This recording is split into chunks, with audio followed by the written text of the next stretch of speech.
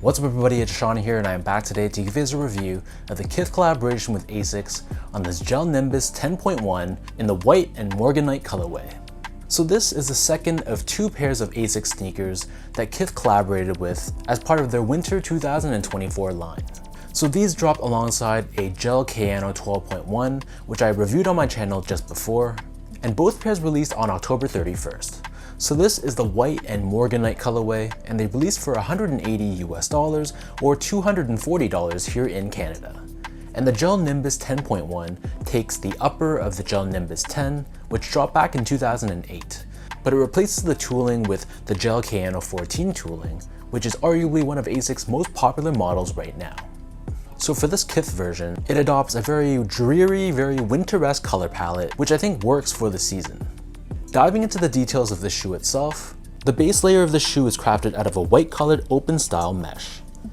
Overlaid on both sides of the toe box, we have these synthetic silver layers, which has this brushed appearance to it. So you can see it covers both the lateral side, the front toe cap, as well as the medial side too. On the lateral side, we have this very fine mesh, which is done in more of a yellowish tone. And then above this, we have more of that open style white mesh. And then the middle two eyelets, these are these woven strips, which are done in this pale brown or dark beige tone.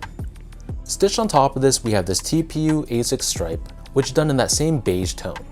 Beneath this, we have more of that open style mesh, and then fused on top on the lateral side, we have Asics branding. On the heel, we have this large silver overlay, and in the center we have Kith branding, and then above this we have Gel-Nimbus 10.1 branding, along with a different style of mesh on the very top of the heel. As far as the laces go, so this being a Kith collaboration, as always, they come with a wide variety of lace options, with the standard lace option being a oval shaped lace in white. They also come with a rope style lace, along with another oval shaped lace, this one done in more of a darker tone. Underneath this, the tongue is primarily covered in that same open style mesh in white. We have this large synthetic silver layer running down the center, which help hold the laces in place, and then on the very top of the tongue, we have both Gel-Nimbus 10.1 branding and another Kith logo here as well. The back of the tongue and the interior of the shoe, this is covered in this beige colored mesh, and the collar of the shoe has some decent padding to it, not overly stuffed but not too thin either. And then for the insoles, these come with a pretty well padded foam lined insole. Again, it's lined in that same khaki or beige color on top, and we have Asics, Gel-Nimbus 10.1, and Kith branding all pressed onto the heel. So the upper of the shoe sits atop this tooling, which is taken from the Gel-Kayano 14. So this is an EVA foam midsole painted in this dark gray color, giving off a very winter-esque vibe to it.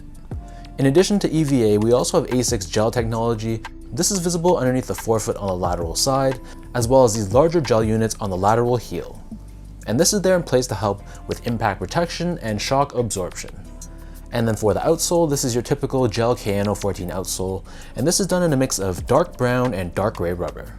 We have this very intricate looking traction pattern on the forefoot and heel, and in between this we have this silver TPU shank plate, which is Asics Trustic technology, and this is there in place to help with torsional rigidity, mid-foot support, and to help prevent your foot from twisting when you're walking or running.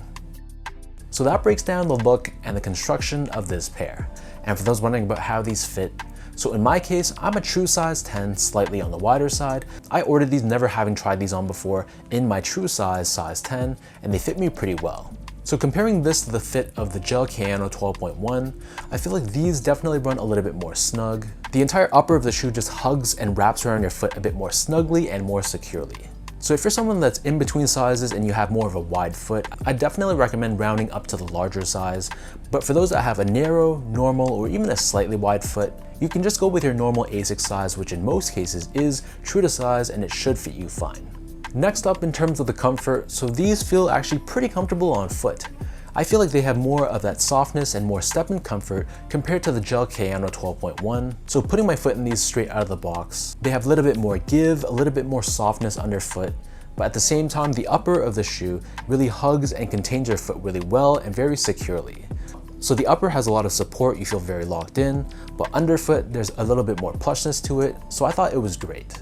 And in terms of the overall build and the craftsmanship, so unfortunately the material quality was nothing special. It's all just synthetic materials, but at this point it's really not a surprise to me. Most of these Asics Y2K style running shoes, they're almost always crafted out of just synthetic materials, so it is what it is. The build of the shoe though I thought was fine. My pair didn't have any loose threads, the stitch job was good, the panels were consistently sized and placed. So really there's not much else to say. These were really well built, well put together, and I have no complaints about them whatsoever.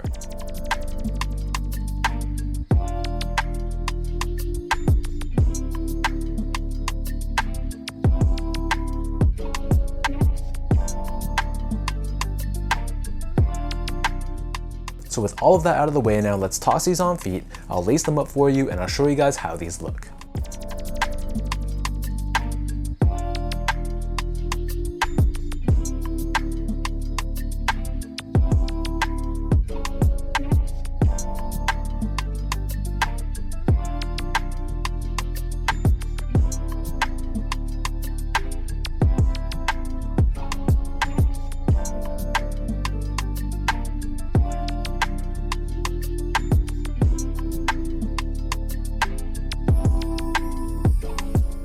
From a colorway and style perspective, I personally prefer the look of the Gel-Kayano 12.1.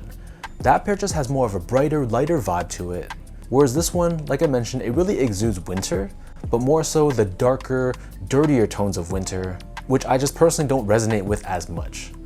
The overall design of the shoe too, I'm not as big of a fan of this mashup compared to the 12.1.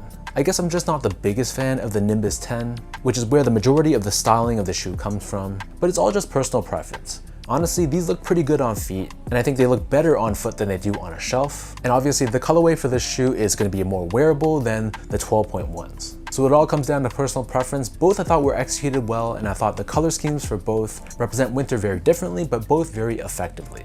So leave your thoughts down below and let me know, what do you guys think about this Kith Asics Gel-Nimbus 10.1? For anyone watching, did you also pick up a pair of these? And how would you rank these ones compared to the Kith Gel-Kayano 12.1? And as always, if you guys enjoyed this review, be sure to like, comment, and subscribe to my channel if you haven't yet. You can follow me on Instagram at esco8, check me out on X at sean.go spelled out, and visit my website at seango.ca. So thanks everyone for watching. Hopefully you guys enjoyed this review and hopefully it helped you in some way. Appreciate the continued love and support, and I'll catch all of you in my next video.